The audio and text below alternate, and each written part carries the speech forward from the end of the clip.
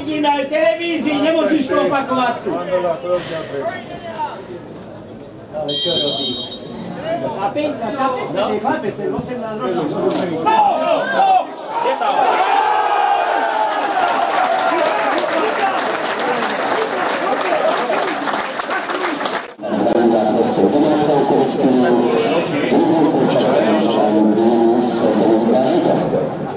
Tam je.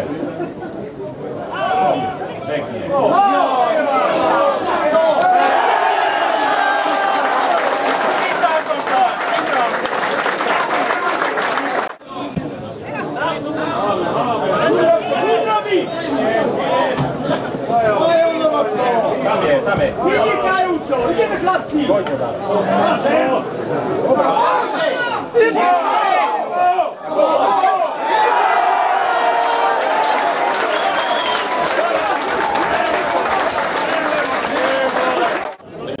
Ďalšie striedanie v kolektíve FC nájdeme tak číslom 15 konspiráciu po 62. minúte na hlavne 8 a Kienka.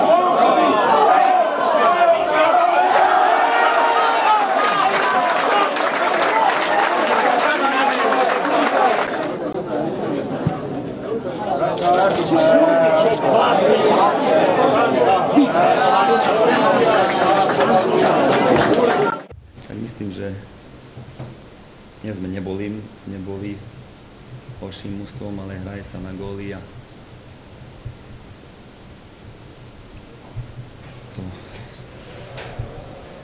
domáci dali 5 gólov, my sme mali 1, aj keď sme nezačali zle, prvých 30 minút sme sa snažili hrať, držalo tu kombinovať, ale dostali sme po individuálnej a skupinovej chybe gól, potom sa pridal druhý gól po štandardnej situácii. Po počase sme sa chceli dostať do zápasu, si hovorili, že nedostaneme gól, skúsime znížiť na 2-1, dostať sa do toho, ale prišiel znovu po našej chybe tretí gól a